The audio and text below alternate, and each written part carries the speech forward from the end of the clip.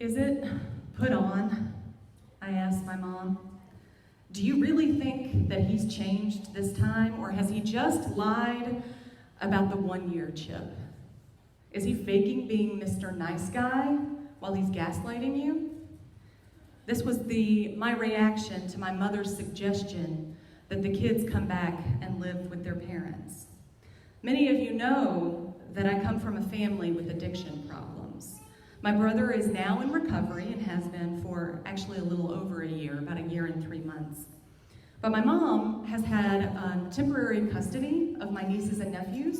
Temporary, it's kind of funny. She's had custody of them for 4 years. Obviously, my response is not what my mom was looking for.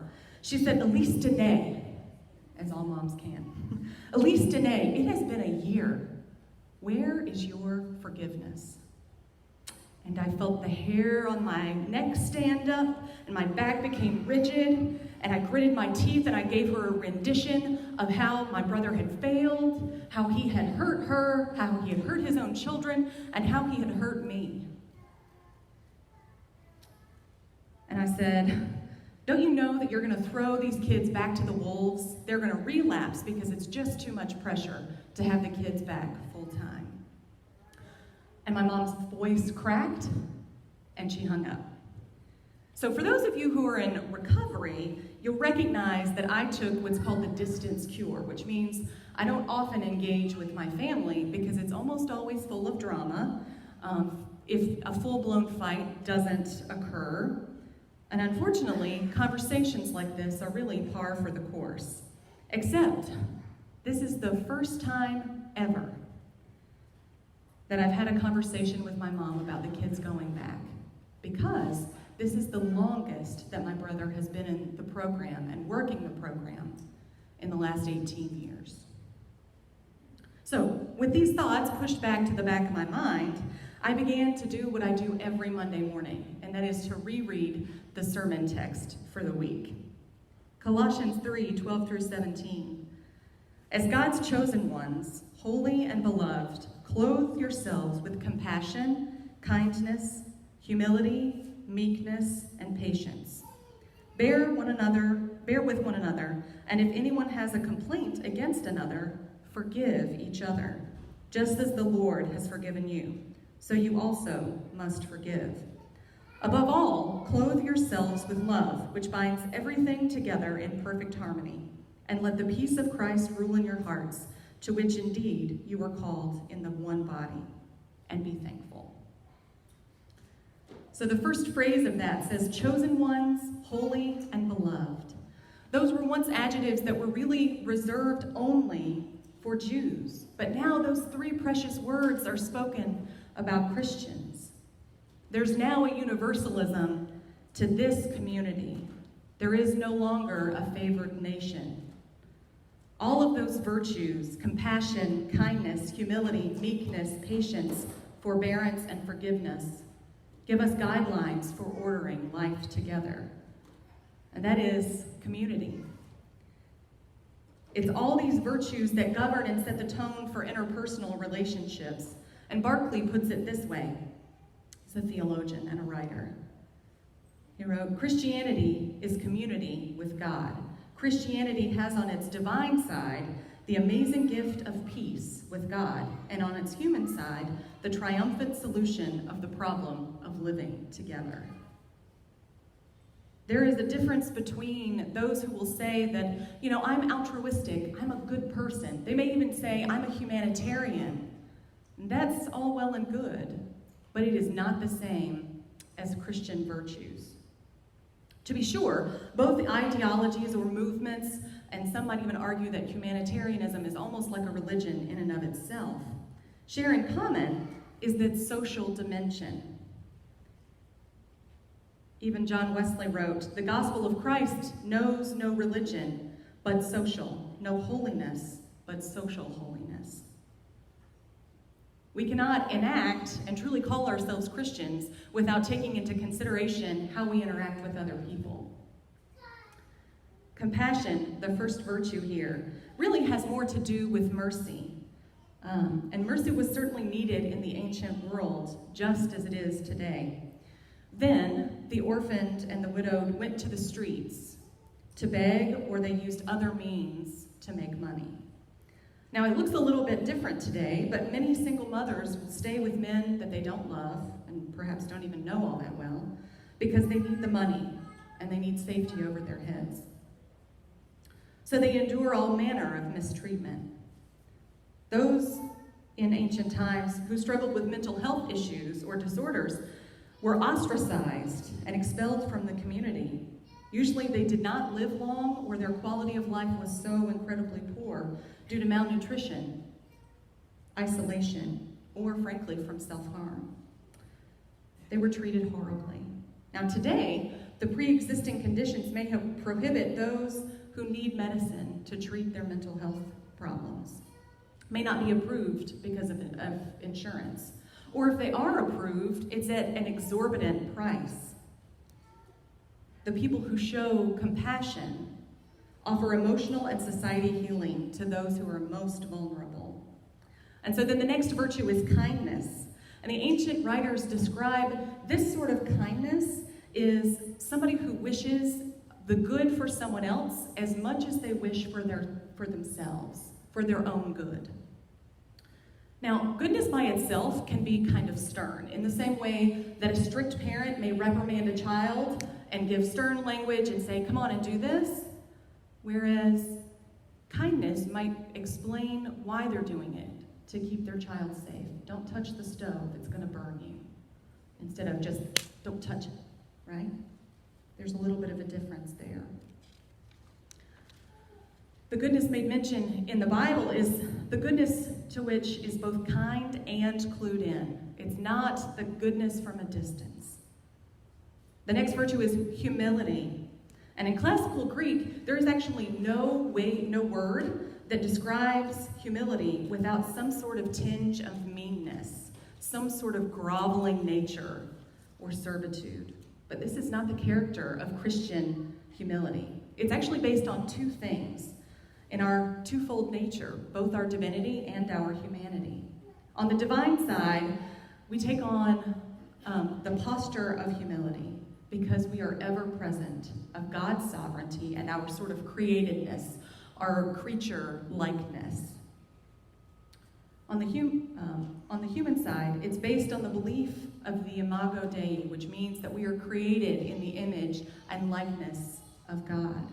Which means we cannot look in the face of anybody else with any sort of arrogance because they too share in this royal lineage as children of God. And then there is meekness, or other people know it as gentleness. Usually that's seen as a weakness. It's somebody who is just mellow and mousy. That's not really what it means. It's this happy medium between too much and too little anger. Often it means that the person, when they're angry, it's from righteous indignation. It's also timely.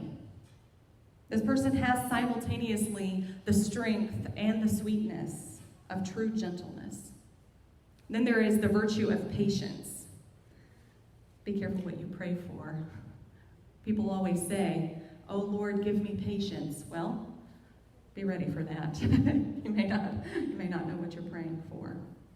This is the spirit that never loses its patience with other people. Their foolishness, their unteachability, it never drive it to cynicism or despair. Their insults and ill treatment never drive it to bitterness or wrath. Christian patience reflects the divine's patience with us, enduring all of our sinfulness, but never casting us out. Forbearing and the forgiving spirit is our next virtue. We as Christians forbear and forgive because we never forget that a forgiven person must always be in the business of forgiving. Just as God forgave us, so we too must forgive others, for only those who forgive can be forgiven. So these Christian virtues are very different than being kind of a do-gooder or even a humanitarian. So I think of it like this. Brad and Angelina adopted a whole bunch of children, right? We know affluent folks who give to charities, and it may or may not have anything to do with their Christian values or their Christian faith. I will even say woke protesters and social media influencers, are more likely to scream their values over and against others, furthering the divide between peoples, between camps, between political parties. Humanitarians may want to relieve the world of, let's say, hunger, but they still decide who receives aid and who doesn't.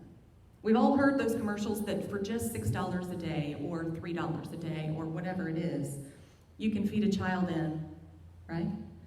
There are even home improvement shows written around deserving families. And my question to you is, who decides who's deserving and who's not? Christian kindness is wanting another person's life to be as good as they are, as their own, whether they deserve it or not. Humanitarianism has relativism in its morality. Some are more deserving than others, and we, the elite, get to decide if and when those people receive kindness. While the Christian virtue of humility sees the divine in the other person. When a tired do-gooder wants to go back home and back to a normal life after they've helped some school in Africa, the Christian whose heart is full of compassion can never go back to a normal life again, having been changed by those that she's encountered there. She may go home, but part of her heart and her social activism for the vulnerable children there continues on. When the hard work of Christian morality must be done, forgiveness offered when it's far from deserved, humanitarian and indeed the idolatry of self-improvement, forgiving so that it frees you, with no notion that God is the one who forgives us and enables us even the slightest way to forgive others, is a profoundly Christian concept. In the event of some strife or real pressure placed on a humanitarian's work, they would give up or they would try to muster their own strength to overcome that obstacle or the pain that goes with it.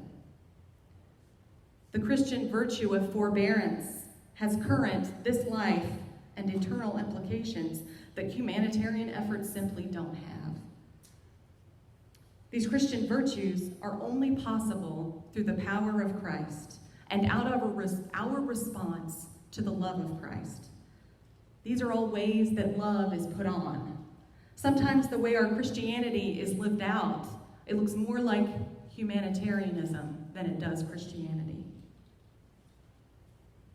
What would it be like if all Christians and all of Christianity was virtuous in the way that Paul describes? Would the United Methodist Church have more positive impact in the world? The last most impenetrable barrier between others and God is often us. It's not humanitarians that fail God. It's Christians without love, without virtue. In our seeking to wear love well, would we stand idly by while we see human atrocities happen? Christians have the poor reputation of being the first ones to point out the flaws of other people and the misgivings of others. Or we put ourselves away from those other people so that we can keep ours and our families and our children safe from the other. We choose isolationism to keep us pure. There are some ideologies that are very dangerous that use very similar language.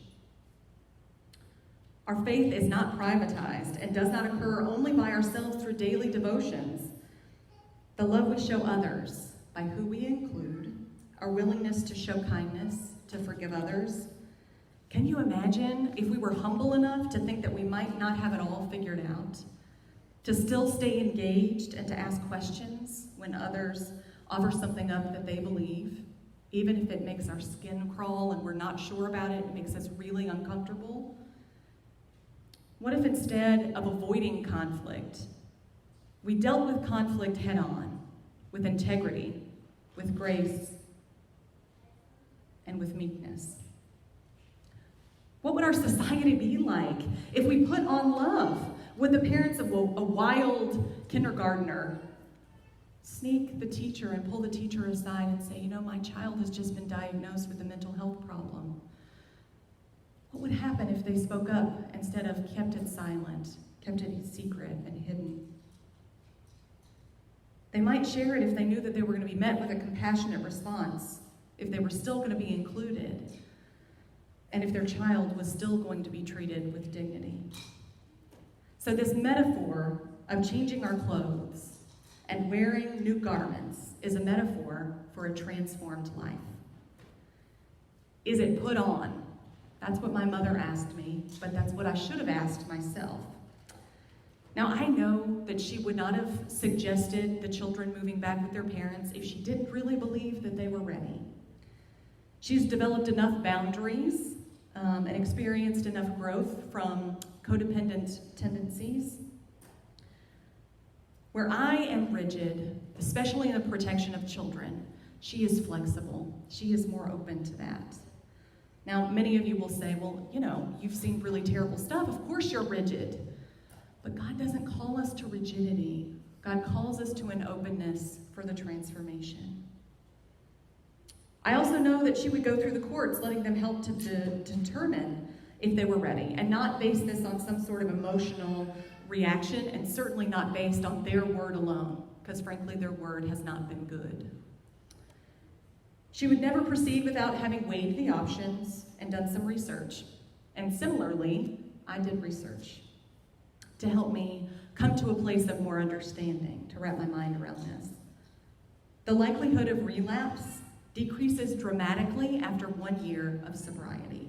It decreases even more after 5 years of sobriety. There is hope.